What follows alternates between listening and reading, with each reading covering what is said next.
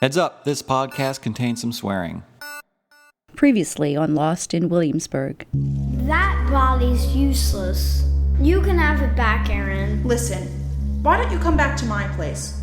You can rest there and we can talk things through. I thought you didn't trust me. Ed, where are we going? How long is this going to take? I'm not sure. It depends on how energetic you're feeling tonight. Who was that ass, Ed? He rubbed me the wrong way. I don't know. I'm her mother, not her best friend. So here we are, Aaron. This is my house. So, you're a real Williamsburger then? Living right here next to the campus? Yeah, I lived here my whole life. I was born right over at the old hospital before they moved it out of town. So, was your dad a professor or something? Or did he work for the historic Williamsburg Corporation? Both my parents were professors at the college. My mom taught history and my dad was in the law school. Oh. Come on in, I'll show you around.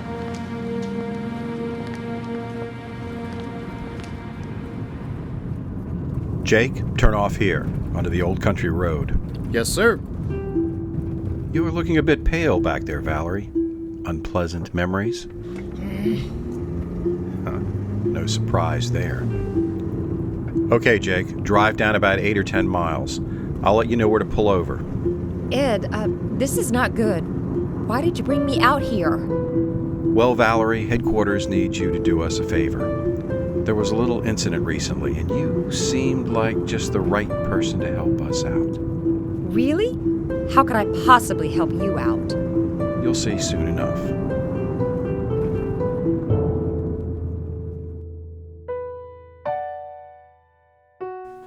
So, there's something I want to show you upstairs. What is it? I hope you don't freak out. Where are you going? Come on.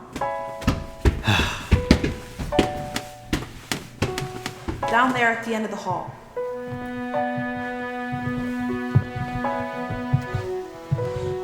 Here, in this room.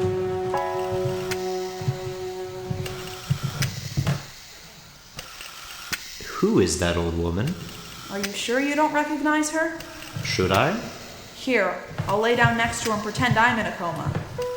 Oh my god, that's you. But she's so old. That is freaky. I know. She's like my own personal Dorian Gray. She gets older, but I'm always 18, at the peak of my cuteness. Uh-huh. Just kidding. Wow, so she's been in a coma for how long now? Well, it happened in 82, so it's been 31 years now. I'm so sorry, Julie. It's okay. It's been a long, long time. 31 years? I don't see how anyone could deal with that. I know. I was like you at first. All I could think of was how to get back in my body. I'd shout at myself, "Wake up! Wake up, Julie!" No response. I get so mad at the way I would just lie there. But there was no way back in. I'd try slapping her awake. Hey, don't do that. No response.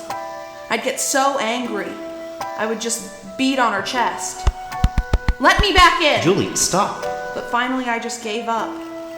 I tried to talk to anyone who would acknowledge me, but no one in the spirit world could tell me anything. So you said it happened in 82. What happened exactly, if you don't mind me asking? Oh, no. What happened was the biggest mistake of my life. It was a guy, of course. Did he attack you? No.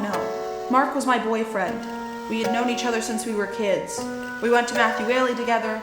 The school, that is. Later, we graduated high school. We both enrolled in William and Mary. I could have gone to the University of Virginia, but I decided to stay here to be close to Mark. Sounds serious. It was, but it was only a couple months after we started classes that I found out he had been sleeping with another girl. I was devastated, and I overreacted. What did you do? Well...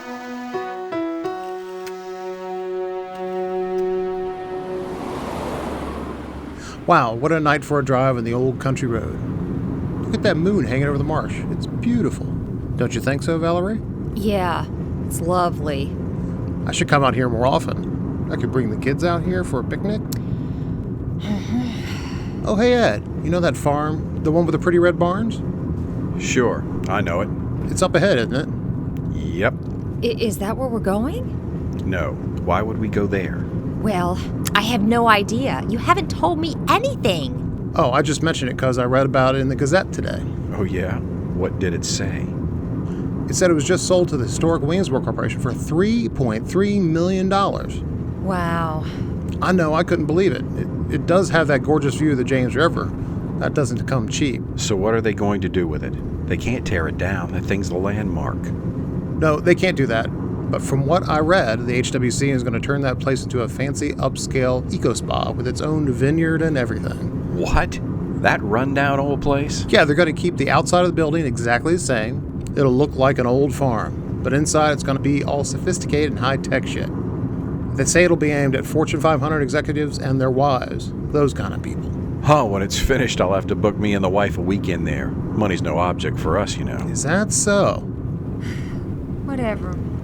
So, I was reading they're going to have all these trendy spa treatments and give them all a colonial theme, of course.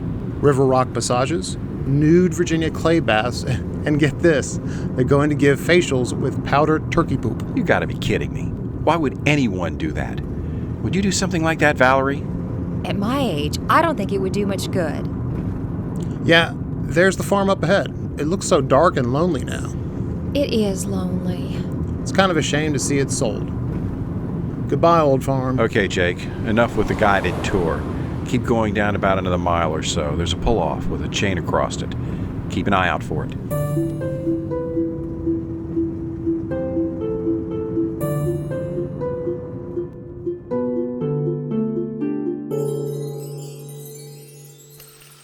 You know the greenhouse on top of Worthington Hall? Yeah, but I've never been up there. Well, I went up there and... This sounds ridiculous.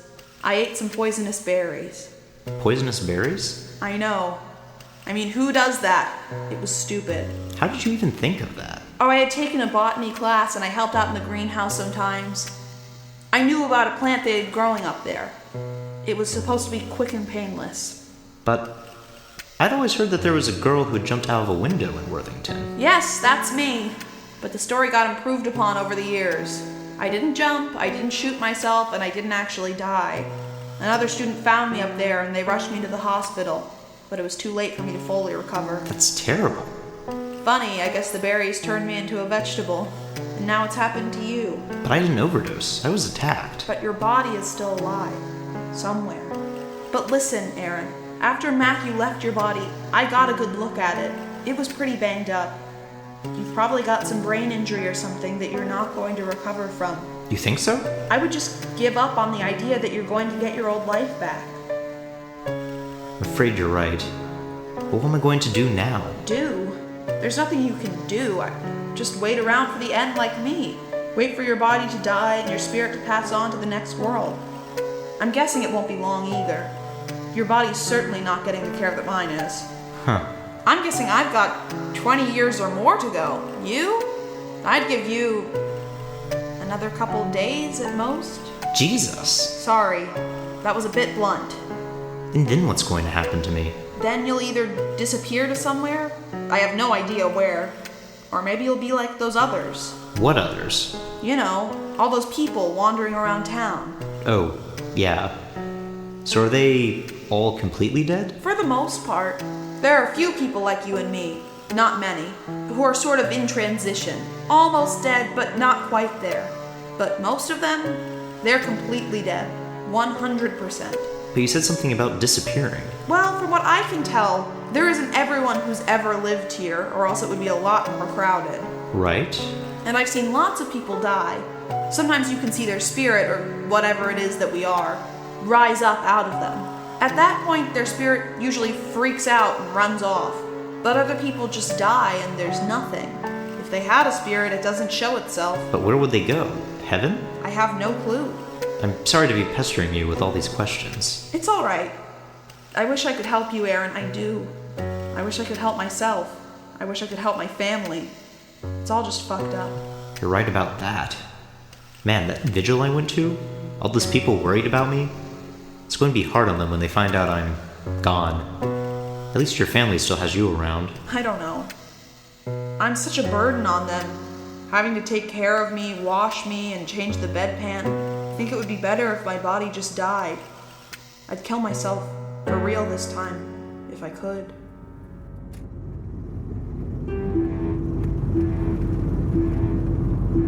There's the pull-off.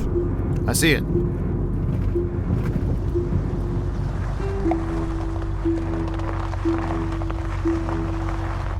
Okay, I think we're good. I didn't see any other cars, but we need to watch for the HWC cops. Don't worry. We've got an arrangement. No one will be bothering us. So this is it. You're gonna kill me and leave me here in the woods. What? No, you've been a good employee. We've got no complaints. We just need a bit of your expertise. For what? Something you're very good at. And it ain't library research. What exactly is she good at, Ed?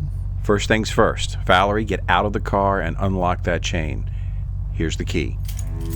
And then? And then I'll tell you what to do next.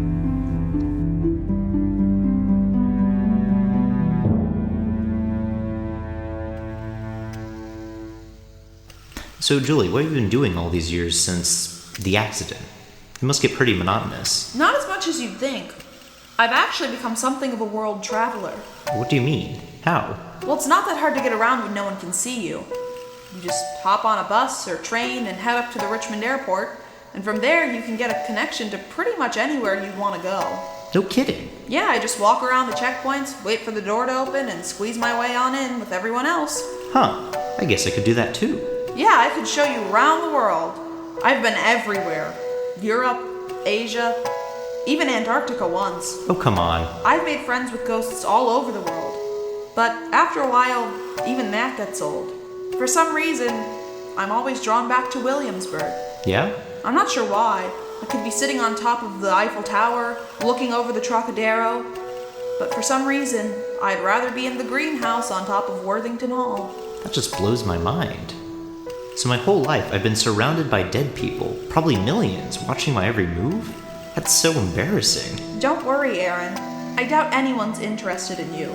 They're more interested in celebrities and people like that. Really? Yeah, I was really into that for a while. I'd fly out to LA thinking, ooh, I'll spy on Lindsey Buckingham and Stevie Nicks and see what's really going on between them. What are you laughing at? Oh, nothing. I know, I'm dating myself. No, they're just as popular as ever. Go on. Well, I was just going to say that the trip to see Fleetwood Mac didn't work out. Why not? Big celebrities like that? There are so many hordes of ghosts and spirits around them you don't have a chance of getting close. But for others, things change. I was really into Mike Score for a while. Who's that? Exactly. He was a lead singer for A Flock of Seagulls. I tried to get to see him for the longest time, and he was just too popular. Of course, now it's easy.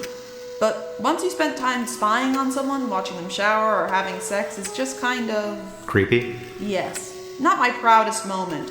So I haven't done that for a long time. So what about famous people who've died?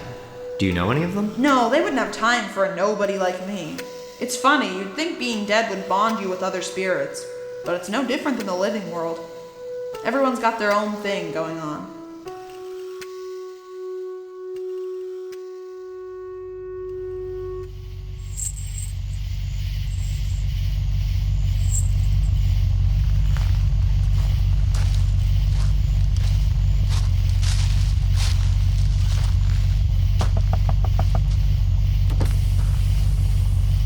Okay, I've unlocked the chain. Now what? Now get back in the car. Okay.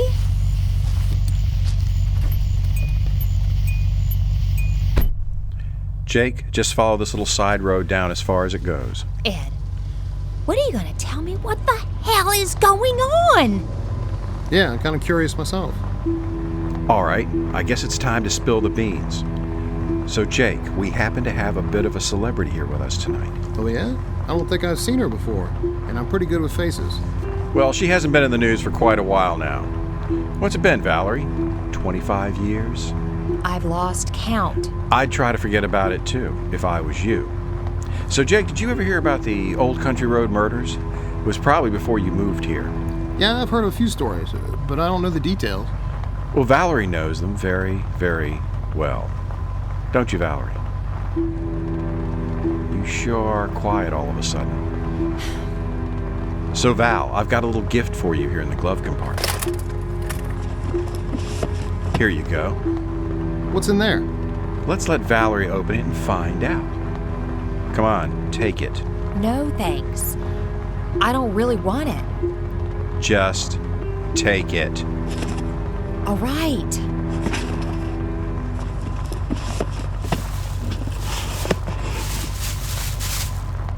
Oh my God! What is it? That, my friend, is Chloe. That is what you called it, Val, isn't it? What's a Chloe? Chloe is the knife that Valerie used all those years ago to kill all those poor, innocent people who picked the wrong day for a sightseeing trip on the old country road. Now, Ed, you expect me to believe that Valerie here killed, what, 8 or 10 people? This little woman? You're hurting her feelings. Just look at that sweet little face. Is that the face of a murderer? Listen, Ed, please. That was so long ago. I'm not that person anymore, and I'm not going to kill again. I can't. Don't worry, Valerie. You're not going to kill anyone, I promise. Then what do you want? Just hold on a second. Jake, you can stop right about here. Answer me. Ed! Okay, Valerie, take Chloe, get out of the car, and walk around to the trunk. Why? You'll see. Well, what are you waiting for? Get moving. Fine. All right. Jake, pop the trunk. Valerie, lift it up. Oh my God! There are 2 bodies in here. Who are they? Doesn't matter. We'll just call them him and her. Now here's what you're going to do. Grab him and her and drag them over there by that pine tree. What? I can't lift those bodies. You'll have to help me. I don't think so. I'd rather not contaminate the crime scene. But the kid, he must weigh 150 pounds. Stop stalling and make it happen. It's all a matter of leverage. Use the crowbar back there and lift with your legs. And what do I do when I get them to the tree? I think you know. Just do what comes naturally. Give them the treatment. The treatment? That's right.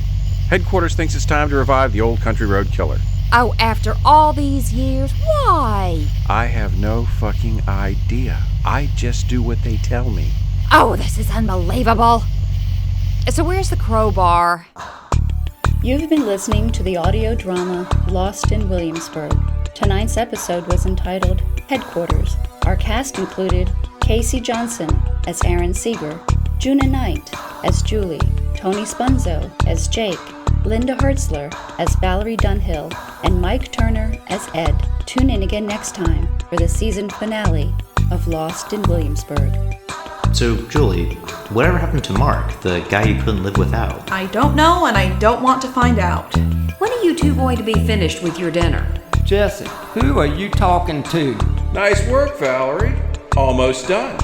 As usual, Lost in Williamsburg is written, produced, directed, and scored by Phillip Merritt. And as usual, most of the sound effects used in this episode were provided by the time-saving folks at freesound.org. This is your host, Caroline Corney, saying thank you for listening. I hope you're as excited about the coming season finale as I am.